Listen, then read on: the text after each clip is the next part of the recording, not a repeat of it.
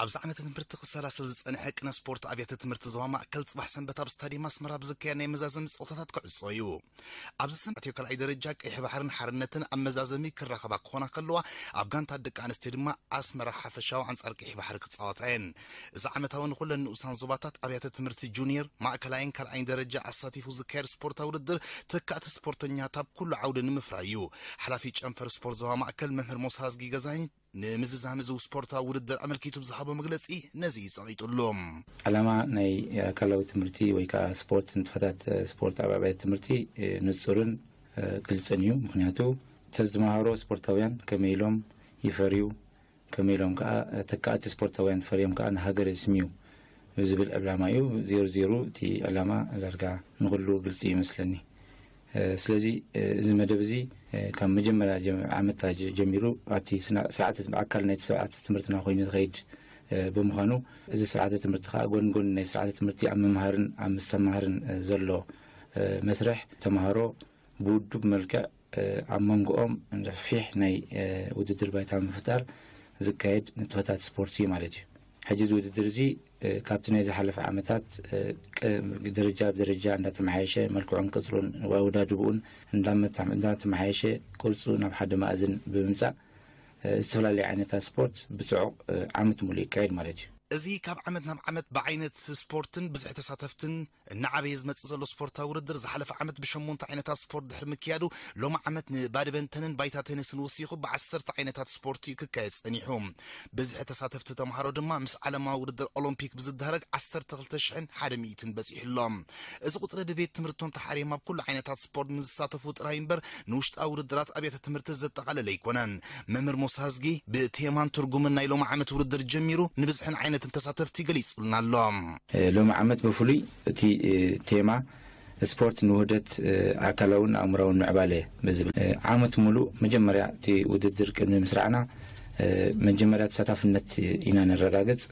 هابزخاء كل سلستيو درجات أما بعدها درجان مع كلاين درجة بودوب ملكعي زخيد إذا عامتاو كالندر مدب يوزق كوميتي تأكيبو كله زاد اللي مدلوات مسكبري أبيات تمرت زوارد مالتي حاجة أبيات تمرتقى كل جزء أم جمار بيت تمرتي تمرتم تجمرة كورحي تقمت جميرا مدلواتن زتصففا مسكر مجرشا تقمتي مدلوات المستصففا بدرجة كفلي بدرجة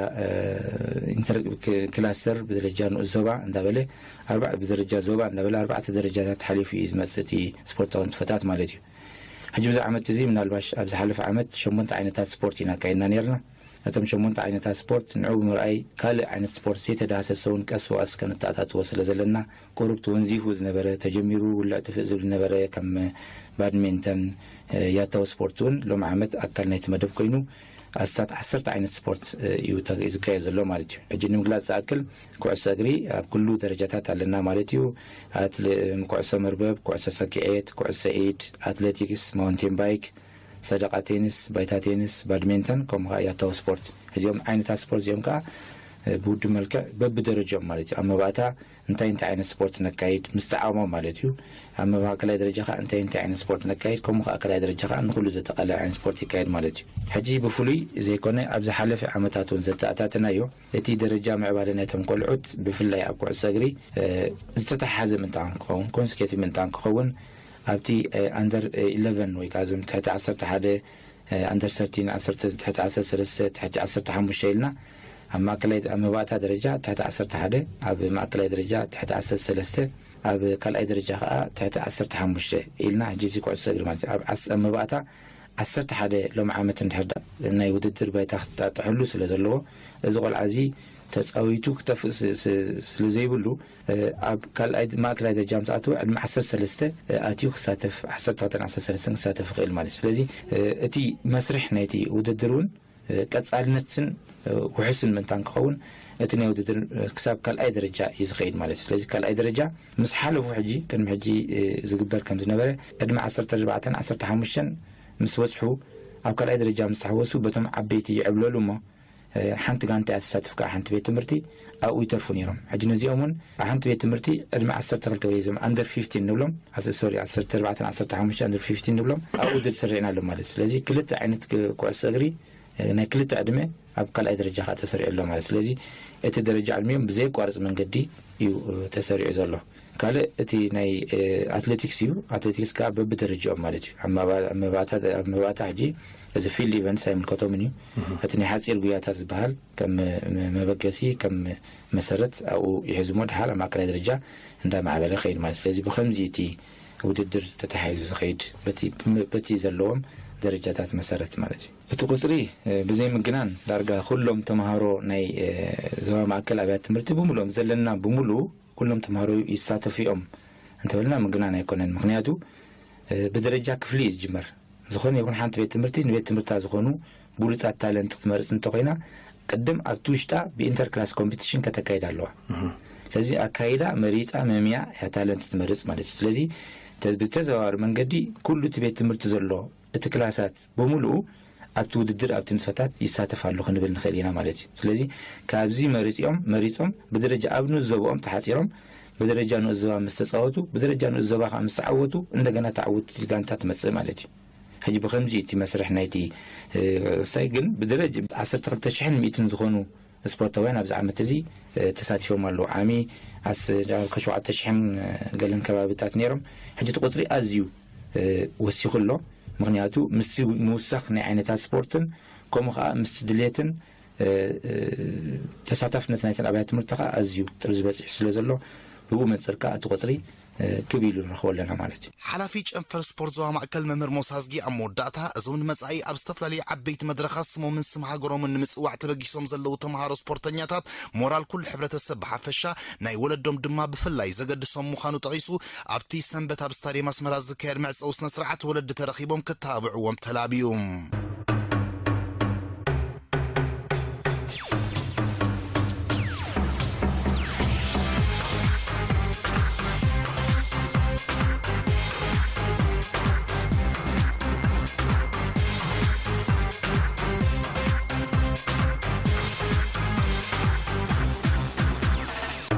ግጥም ፍርቂ ፍጻመ ቻምፒዮንስ ሊግ ኤውሮጳ ዝሓለፈ ሰሉስን ረቡዕን ከም ዝተዛዘመ ዝፍለጥ እዩ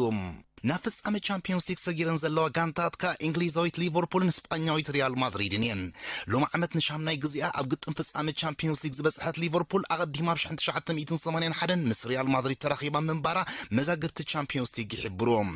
ኣብዚ ናይ 1981 ርክበን ሊቨርፑል ሓደ ባዶ ተዓዊታ ምንባራ ብተወሳኺ ይፍለጥ ይኹን እምበር ሎሚ ዓመት ኣብዚ ግጥም ዝበዝሐ ዓወት ምስ ዘመዝገበትን ካብ 4 ናይ ዝቐረቡ ናይ ፍጻመ ፆታታት ንሰለስተ ዝተዓወተቱልን ካልእ ሪያል ማድሪድ ይራኸቡ ብምህላዎም እቲ ብድሆ ቀሊል ከም ዘይከውን ገና ብኣግኡ ተገሚቱሎም ሊቨርፑል ኣቐዲማ ካብ ዘካየደቶም 7 ናይ ፍጻመ ቻምፒዮንስ ሊግ ፆታታት ኣብ 5 ክትዕወት ምኽኣላ ካብ እንግሊዛውያን ጋንታት እታ ዝበዝሐ ናይ ቻምፒዮንስ ሊግ ዓወት ዘለዋ ክለብ ይገብራ ዋንጫ ቻምፒዮንስ ሊግ ኣብ ኢዳ ዓቲራታ ዘላ ሪያል ማድሪድ ካ 12 ግዜ ነዛ ዋንጫ ክትዓትራ ምኽኣላ ሕልፊ ሊቨርፑል ፀብለል ዘመፅኦታ ዕድል ዘይብሉ ኣሰልጣኒ እናተባህለ ይዝግለጽ እቲ ኣሰልጣኒ ኣብ 2012 ምስ ዶርትሞንድ ኮይኑ ዋንጫ ጀርመን ምስ ዓተረ ኣብ ሰዓበ 2 ዓመታት ነዛ ዋንጫ ኣብ ፍጻመ በፂሑ ክስና ከሎ ኣብ 2013 ካ ኣብ ቻምፒዮንስ ሊግ ብባየር ሙኒኽ ዋንጫ ክምንጠል ተገዲዱ በንጻሩ ኣሰልጣኒ ሪያል ማድሪድ ዘነዲን ዚዳን 6 ግዜ ንዝተፈላለየ ዋንጫ ንምዕታር ናብ ፍጻመ ኣብ ዝበፅሐሉ ኣብ 6 ክዕወት ዝኽኣለ ኣሰልጣኒ እዩ ዚዳን 2 ግዜ ዋንጫ ቻምፒዮንስ ሊግ 2 ግዜ ዋንጫ ናይ ዕውታት ዕውቲ 2 ግዜ ከዓ ዋንጫ ክለባት ዓለም ከም ዘለዓለ ኣይርስዕን ሎሚ ከዓ እዞም ክልተ ኣሰልጠንቲ ብናይ ቅድም ታሪኾም ድዮም ክኸዱ ወይስ ካልእ ታሪኽ ክፍጸም ናይ 21 መዓልታት ግዜ ጥራይ እዩ ዝተርፎም ሊቨርፑል ሪያል ማድሪድን ኣብ ታሪኸን ኣብ ቻምፒዮንስ ሊግ 5 ግዜ ተራኺበን ኣለዋ ሊቨርፑል 3 ግዜ ክትዕወት ከላ ማድሪድ ከዓ 2 ግዜ ዓወታ መስጊባ ነይራ ኣብ መስመር መጥቃዕቲ ዘንጋንታ ዘለዉ ተፃወቲ ብደረጃ ዓለም ኣለዉ ዝበሃሉ ኣጥቃዕቲ እዮም ንኣብነት ኣብዚ ናይ ሎሚ ዓመት ቻምፒዮንስ ሊግ ኣብ ሳላሕ ፈርሚኒዮ ሮናልዶን ብሓባር 35 ሸቶታት ናይ ቻምፒዮንስ ሊግ ክምዝገቡ ክኢሎም ኣለዉ بحفشا ليفربول نابزنا يفصام صوتا تسجر 4 شتات كتمزجب كلا ريال مدريد كا 30 شتات مزجبا ليفربول نزن 4 ناي تشامبيونز ليج شتات ابز مزجبتلو 189 غزي نلدات مغاط انتا كتكحكح كلا ريال مدريد كا نزن 30 شتات ابز مزجبتلو 208 غزي نابلدات مغاط انتا فتنه اكايدا اتكاي ريال مدريد كريستيانو رونالدو ابز قطم بشتو زمرح زلو تصاوتايو ليفربول جن اب تشامبيونز ليج زمزجبتن شتات اب بزحت تصاوتا بحفشا امونغو صلاح فيرمينيون مانن كاب فلاي زمقليو ازم سلسته تقعت ليفربول ابزني لو مع تشامبيونز ليج بحبار 29 شتات مزجيبهم اللو እዚ ከዓ ነዞም ተጻወቲ ኣብ ሓደ ወቅቲ ብሰለስተ ተቃዕትኒ ሓንቲ ጋንታ ካብ ዝተመዝገበ ሸታት እቲ ዝበዝሐ ክኸውን ከሎ ኣብ ልዕሊ ሰለስተ ተቃዕቲ ማድሪድ ሮናልዶ ቤልን ቤንዘማን ካ ጸብለል ከም ዝብሉ ገይርዎም ኣሎም ሮናልዶ ቤልን ቤንዘማን ኣብ 2013-14 ኣብ ግጥም ቻምፕ ገቡ ዝፍለጥ እዮም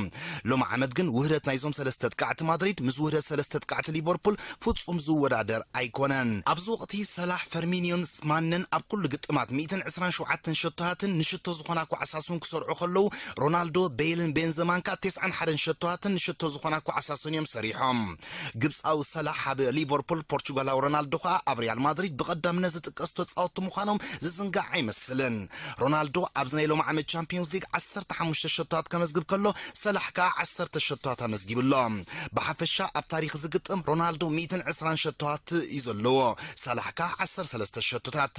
ዘካየዱ ናይ ቻምፒዮንስ ሊግ ጾታ ግን ብቁጽሪ ክርአን ከሎ ናይ ሮናልዶ ዝተዓጻጸፈ እዩ ካብ ሮማ ናብ ሊቨርፑል ብ34 ሚሊዮን ፓውንድ ዝተሰጋገረ ሰላሕ ሎም ዓመት ኣብ ኩሉ ጾታታት 43 ሸታት ብምዝጋብ ሕልፍ ዝኾነ ኣጥቃዒ ዓለም ኣብ ላዕሊ ዘስርዑ እዩ ኣብዚ እዋን ሓደ ፊናንሳዊ ትካል ብዘካየዶ መጽናዕቲ ነዞም ክልተ ተጻወቲ ብፍላይ ንኹሎም ተጻወቲ ክልቲአን ጋንታትካ ብሓፈሻ ንኣበርክቶም ኣብ ግምት ብምእታው ብገንዘብ ለኪዕዎም ኣሎ ሰላሕ 148 ሚሊዮን ፓውንድ ክትመን ከሎ ሮናልዶ ካ 84 ሚሊዮን ፓውንድ ይተተሚኑ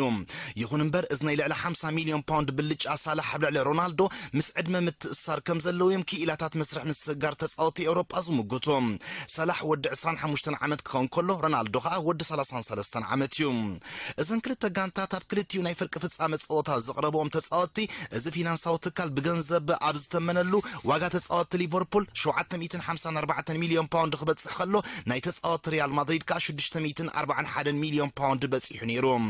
ይኹን እምበር ካብዞም 754 ሚሊዮን ፓውንድ ዝተመኑ ተጻወቲ ሊቨርፑል ናይ ቻምፒዮንስ ሊግ መዳልያ ኣብ ክሳዱ ዘእተወ ተጻዋታይ ወል ሓደ የለን ናብ ማድሪድ እንተ መጺና ግን 40 መዳልያታት ቻምፒዮንስ ሊግ ኣብ ተጻወቲ ሪያል ማድሪድ ኣሎ እሞ ኸዳ ተጻወቲ ሊቨርፑል ዲዮም ፋልማይ መዳልያ ቻምፒዮንስ ሊግ ወስዱ ወይስ ተጻወቲ ማድሪድ ዲዮም ንኽብሕታቶም ክምልኡሉ ሓቢርና ክንዕዘቦ ኢና ኦሎምፒክ ስታዲየም ከተማ ኬፕ ኩሉ እዚ ስታዲየም ከተማ ሞስኮብ ካብ ዘእንገደቶ ናይ 1980 ውድድራት ኦሎምፒክ ኣትሒዙ ዝተፈላለዩ ውድድራት ክእንግዝ ዝጸንሐ ስታዲየም እዩ እዚ ስታዲየም ዋላ እኳ ኣስታት 70 ተዓዘብቲ ዘእንግድ እንተኾነ ነዚ ናይ 26 ግንቦት ግጥም ፍጻመ ሊቨርፑልን ሪያል ማድሪድን ግን ንዝያዳ ውሕስነት 63,000 ተዓዘብቲ ከም ዝሕዚ ተገይሩ ዘሎ ክልቲአን ጋንታት 16,500 ትኬት ንደገፍተን ተዋሂቦን ኣሎ እዚ ማለት ከዓ 33,000 ደገፍቲ ናይ ዘን ጋንታት ኣብዚ ስታዲየም ብኣካል ክርከቡ እዮም ማለት እዩ ማሕበር ኩዕሶ እግሪ ኤውሮጳ ፈለማ ንክልቲአን ጋንታት 17,000 ትኬት ከም ዝህበን ሓቢሩ እኳ እንተነበረ 500 ትኬት ግን ንስድራ ቤትን ፈተውትን ተጻወቲ ብምባል ይቆሪጽዎ ዘሎ በዚ ከዓ ደገፍቲ ክልቲአን ጋንታት ቁጥዖም ገሊጾም ኣለዉ ይኹን እምበር ልክዕ ከም ናይ ዝሓለፈ ግጥም ፍርቂ ፍጻመ ሊቨርፑል ኣብ ሜዳ ኣንፊልድ ዓብ ስክሪን ኣዳልያ ደገፍታ ብሓባር ዝዕዘብሉ ባይታ ፈጢራ ከም ዘላ ወግዓዊ መርበብ ሓበሬታ ናይታ ጋንታ ኣፍሊጡ ሰለስተ ግዜ ቻምፒዮን ከቢድ ሚዛን ምኸተጉስቲ ዓለም ዝኾነ ኣመሓዳሪ ከተማ ኬብ ቪታሊ ክሊችስኮ ኣብቲ ዕለት ኣስታት 100,000 በጻሕቲ ኣብታ ከተማ ክመፁ ትጽቢት ከም ዘሎ ሓቢሩ 24 ግንቦት ክልተ መዓልቲ ቅድሚ ግጥም ማድሪድን ሊቨርፑልን ኣብ ሞንጎ ወልፍስበርግን ሊዮንን ዝካየድ ናይ ደቂ ኣንስትዮ ናይ ቻምፒዮንስ ሊግ ጾታውን ኣብታ ከተማ ብምህላው ቁጽሪ በጻሕቲ ክዓቢ ከም ዝኽእል ግምታት ኣሎ በዚ ከዓ ኣመሓዳሪ ናይዛ ከተማ ንዝያዳ ናይ ጸጥታ ውሕስነት ልዕሊ 3,000 ተወሰኽቲ ሰራዊት ክወሃቡ ሓቲቱ ተፈቒዱሉ ዘሎ መዕረፎ ነፈርቲ ከተማ ኬብ ኣብቲ ቀዳም ሰንበት ልዕሊ 100 ነፈርቲ ክእንግድ ምዃኑ ገና ብኣግኡ ተገሚቱሎ ዝተፈላለዩ ዋጋታት ገና ብእዋኑ ከሎ ናህሪ ከርእዩ ምጅማሮም ንነበርቲ ከተማ ኬብ ዘሻቐደ ተርእዩ እዩ 98 ሚእታዊት ናይ ውልቂ ናይ ኣጋይሽ ገዛውቲ ማለት ጌስት ሃውስ ተታሒዞም ክውድቑ ከለው ሆቴላት ከተማ ኬብ ከዓ ንሓደ ለይቲ ብ368 ፓውንድ ብእዋኑ ይተሓዙ ኣለዉ ከተማ ኬብ ነዝናይ ፍጻመ ግጥም ኣብ ግምት ብምእታው ቅድሚ ዝፀወታ ኣብ ዘለዋ ክልተ መዓልታት ዝተፈላለዩ ንጥፈታት ያወዲባ ዘላ ንኣብነት ኣብ ማሕደር ናይዛ ከተማ ተጓሳጣይ ነበር ቨርሒ ወንጋንታት ዘካይዶ ፀወታ ተሰሪዑሎም ኣብ ናይ ሎማ ዓመት ናይ ፍጻመ ግጥም ቻምፒየንስ ሊግን ዩሮፒያን ሊግን ሓደ ክስተባሃለሉ ካብ ዘለዎም ነጥብታት ክልተ ናይ ሓንቲ ከተማ ዝኾና ጋንታት ማለት ናይ ከተማ ማድሪድ ጋንታት ሪያል ማድሪድን አትሌቲኮ ማድሪድን ኣብዚ ግጥም ፍጻመ ሓሊፈን ምህላወን እዩ በዚሁ ከዓ እዛ ዓመት መባልዕቲ ደቂ ከተማ ማድሪድ ያ እናተባሃለ ዝፅሓፍ ዘሎ ኣብዚ ግጥም ክልቲአን ምስ ዝዕወታ ኣብ ታሪክ ኩዕሶ እግሪ ኤውሮጳ ንኻልኣይ ግዜ ደቂ ሓንቲ ከተማ ዝኾና ጋንታት ንክልተ ናይ ኤውሮጳ ወናጩ ዝዓትራሉ ኩነታት ክፍጠር እዩ ቅድሚ 24 ዓመታት ናይ ከተማ ሚላን ዝኾና ኤስ ሚላንን ኢንተር ሚላንን ነዚ ክብሪ ተጎናፂፈንኦ ነይረን ኤስ ሚላን ጽዋዕ ቻምፒየንስ ሊግ ተዓትር ከላ ኢንተር ከዓ ዋንጫ ዩሮፒያን ሊግ ወሲዳ ነይራ ስለዚ ማድሪዳውያን ነዚ ክብሪ ምስ ዝበፅሖ ኣብ ግጥም ናይ ዕውታት ዕውቲ ክልተ ስጳኛውያን ጋንታት ክራኸባ እየን ማለት እዩ እዚ ከዓ ኣብ ታሪክ ኩዕሶ እግሪ ኤውሮጳ ናይ ፈለማ ይክኸውን ምክንያቱ ሚላናውያን ነዘን ወናጩ ዝዓተሩለን ግጥም ናይ ዕውታት ዕውቲ ስለ ዘይነበረ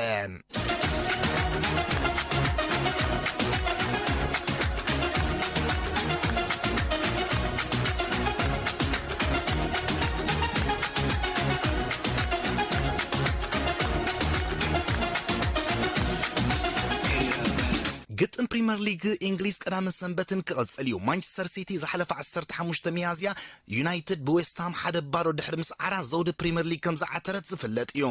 ተሪፉ ዘሎ ፀወታ መነመን ኣብ ቻምፒየንስ ሊግ ዩሮፒያን ሊግ ይሳተፋ በዓል መንከ ናብ ድሕሪት ይምለሳ እዩ ዩናይትድ ኣብ ቻምፒየንስ ሊግ ምስታፋ ከተረጋግጽ ከላ ካብ ሊቨርፑል ቸልሲን ቶተንሃምን እተን ክልተ ምስ ቀዳሞት 4 ጋንታት ዝውድኣ መን ንምፍላጥ ግን ገና ተሪፉ ብዘሎ ፀወታታት ይኽፍለጥ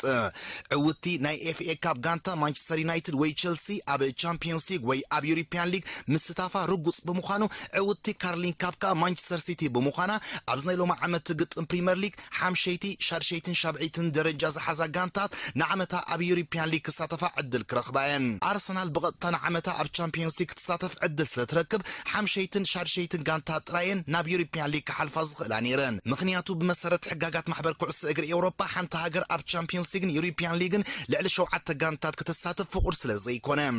ኣርሰናል ነዚ ሕልሚ ብሓሙስ ክውን ክትገብሮ ስለዘይከኣለት ግን ምስ ባርንሊ ካብ ቸልሲን ቶተንሃምን ሊቨርፑልን ከዓ ሓምሻይ ተርታ ምዝሓዘት ኮይና ንዓመታ ኣብ ዩሮፒያን ሊግ ክትሳተፍ እያ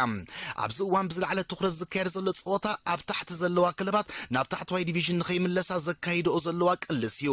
ቀዳም ንቶተንሃም ኣብ ሜዳ እንግድ ዌስት ብሮም እንተዳ ተሳዒራ ምምላሳ ርጉጽ ክኸውን እዩ ዌስት ብሮም ወላ እውን ንቶተንሃም እንተረትዐታ ስዋንሰን ሳውዛምተንን እንተዳ ተዓዊተን ምትራፋ ርጉጽ ክኸውን እዩ ምክንያቱ ዘን ክልተ ጋንታት ንሓድሕደን ዝፃወታሉ ግጥም ገና ይፅበየን ስለ ዘሎ ስዋንሲ ቀዳም ናብ በርንማውስ ከይዳ ክትፃወት ከላ ሳውዛምተን ብወገና ቀዳም ናብ ከተማ ሊቨርፑል ከይዳ አንጻር ኤቨርተን ክትፋለም እያ ኣብ ተመሳሳሊ ዕለት ሌሲስተር ምስ ዌስትሃም ዋትፎርድ ከዓ ምስ ኒውካስል ክፃወታ ምዃነን ብተወሳኺ ተፈሊጡሎም ካልእ ሓደጋ ምምላስ አንፅላሊዋ ዘሎ ስቶክ ኣብ ሜዳ ንክሪስታል ፓላስያ ከተእንግዳ ስቶክ ኣብ ዝፈላም ናይ ቀዳም ፀወታ እንተዳ ተሳዒራ ብኡንብኡ ምምላሳ ርጉጽ ክኸውን እዩ ስቶክ ማዕረ ምስ ትወፅእ ስዋንሰን ሳውዛምተንን ከዓ ምስ ዝዕወታ ስቶክ ንድሕሪት ክትምለስ ክትግደድ እያ ስቶክ ኣብ ፀወታ ዋላ እውን ትተዓወት 4 መቐናቕንታ ማለት ሁድሊስፊልድ ስዋንሲ ሳውዛምተንን ዌስት ብሮምን እንተዳ ተዓዊተን ካብ ምምላስ ኣይክድሕን እያ ስለዚ ስቶክ ሰዓት 2 ፈርዓን ንፓላስ ረቲዓ እዘን ጋንታት ንዘመዝገበ ውፅኢት ክትፅበ ክትግደድ እያ ማለት እዩ ነዘን ጋንታት ንዓመታ ዝትክኣ ጋንታት ናይ ቻምፒየንሺፕ ክለባትየን ኣብ ልዕሊ ቦልተን ድሕሪ ዘመዝገበቶ ናይ 4 ብባዶ ዓወት ናይ ዝሊግ ጽዋዕ ምዕታራ ዘረጋገጸት ወልቭስ ቅድሚ 3 ቀን ናብ ፕሪሚየር ሊግ ምድያባ ከም ዘረጋገጸት ዝፍለጥ እዩ ፍልሃምን ካርዲፍን ኣብ ሰሙን ድሕሪ ዘካይድኦ ፀወታ መነን ብቐጥታ ትሰግር ክፍለጥ ከሎ እታ ሳልሳይ ደረጃ ዝሓዘት ከዓ ምስ ኣስቶን ቪላ ቦሮ ካብ ደርቢ ፕሪስቶንን ሚልዋልን ከዓ ዝሓሸ ነጥቢ ምዘዋህለለት ናይ ፕሌይ ኦፍ ፀወታ ከተካይድ እያ ካልእ ትኩረት ክወሃቦ ክኸውን እዩ ኣብዚ ግጥም ሊቨርፑል እንተዳ ተዓዊታ ወይ ማዕረ ወፅያ ምስ ቀዳሞት 4 ጋንታት ኮይና ናይ ምውዳዕ ዕድላ ውሕስ ክኸውን እዩ ኣብዚ ግጥም ቸልሲ ምስ ትዕወት ግን ሊቨርፑል ኣብ ከቢድ ፀቕጥቕ ትወድቕ እያ አንጻር ብራይተን ዝህልዋ ናይ መወዳእታ ፀወታ ግድን ክትዕወተሉ ክትግደድ እያ ማለት እዩ ካልእ ሰንበት ሲቲ ምስ ሁድሊስፊልድ ኣርሰናል ከዓ ምስ ባርንሊ ግጥም ተሰሪዑለን ኣሎ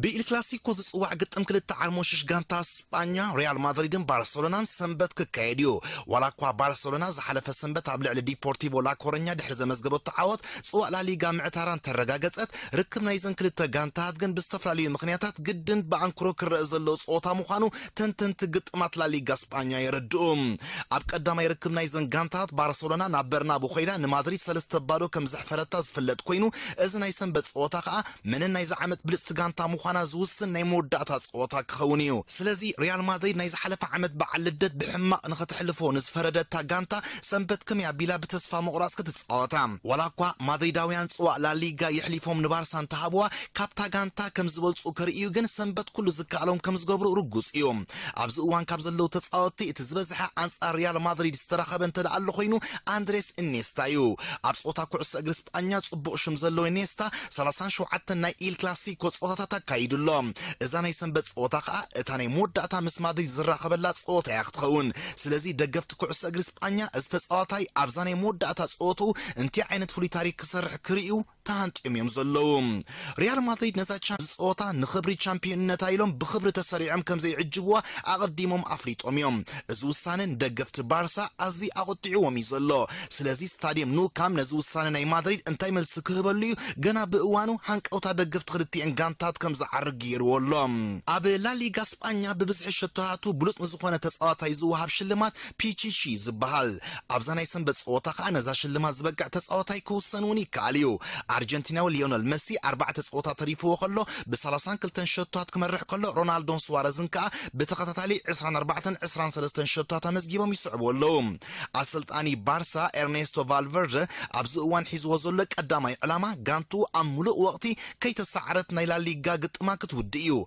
بارسلونا كساب حجي اب 41 صوتات ناي لا ليغا كي تسعرت يا تغسكسلا از فولي كبري ببارسا كچبت زيد دل مدريد سنبت دو كتبلو زكالا كتغبر بمخانا از قطم حيال كخون تثبيت اللهم نلعل 10 عامتات نشلمات بالن دي اور مالت بلوص تصاطي عالم عبليلهم مزلو مسن رونالدون ابز قطم هلاهم قال نز قطم سحاب خغبرو كابز خل نطقيوم امونغوزوم كلتا تصاوتي وترو حيال متللا كم زرا ردو بمخانو حيالنت ناي تقطم زنصبارقيوم بارسا دحر 2014 ناي مجمريا ناي إل كلاسيكو عاوت اب ميدا كامبونو كتمزغب حقينا كم زلاون مستغانتا قرب زلو وغنات يغلصوم بارسا افلما وقت مزنت مسلطان لويس انريكا اب ميدا ناي إل كلاسيكو عاوت مسمزغبت كسابلو متعويتا يتفلطنيا بزخ اني حج سلطانيا فالفيردي ناتو تاريخ سن تبغيسولم ازغطن بوليتيكاو ملك حيزو كم زكاد ونتنتنتي زاروبيوم كاتالوناويان او ورحت قمت ناي زحلف عمت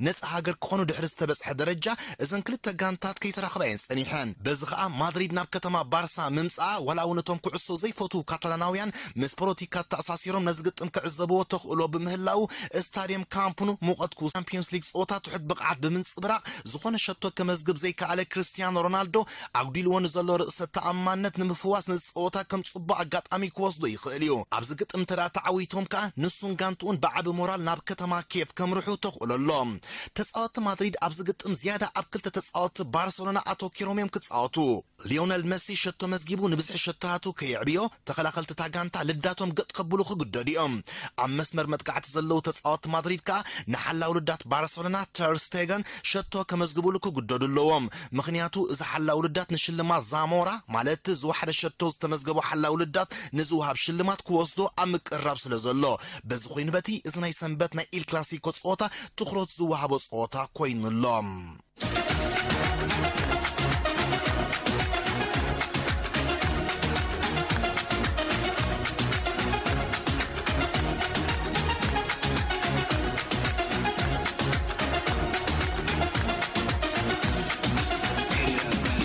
مودات خبركم سمعتنا ناي قدم تقلقلاي مانشستر يونايتد هاغراويت غانتا انجليزن ريو فرديناند تغواسات اي نخون زقربو فقاد بمحبر مختغوست انجليز تنصيغو فرديناند كاب صوتا كعس اغر دحر مسنباتو تغواسات اي كم زخون كغلص انيحيو نسو نزي حلمكون نمغبار نوحز بلا غزي اسلطان قصيرو اب صعق لممت تصميدي صنيحو يكون امبر كل مدلاتو ودي فقاد ناي مختغوست بزحاتتلو كاب تصبيت وصاي بمحبر مختغوست انجليز تنصيغو محبر مختغوست انجليز نعدمن تمكرون مختغوست ፈርዲናንድ ድሕሪ ምርኣዩ ነቲ ውሳነ ሂብዎም ኣቐዲሙ ቻምፒዮን ማእከላይ ሚዛን ምኸተጉስቲ ዓለም ዝነበረ ኣሰልጣኒ ፈርዲናንድ ሪቺ ውድሆል በቲ ውሳነ እኳ እንተዘይተገረመ ኣባላት ማሕበር ምኸተጉስቲ በኣካል መፅኦም ክርእይዎ ነይርዎም ብምባል ክዛረብ ከሎ ፈርዲናንድ ከዓ ዝሕዝን ውሳነ ክብል እዩ ምስ መርበብ ሓበሬታ ቢቢሲ ኣብ ዝገበሮ ቃለ ምሕተት ገሊጹ ኣብ 2015 ካብ ፆታ ኩዕሶ እግሪ ዝተፋነ ወዲ 39 ዓመት ፈርዲናንድ ምኸተጉስቲ ተጸሚዱ ይጸኒሑ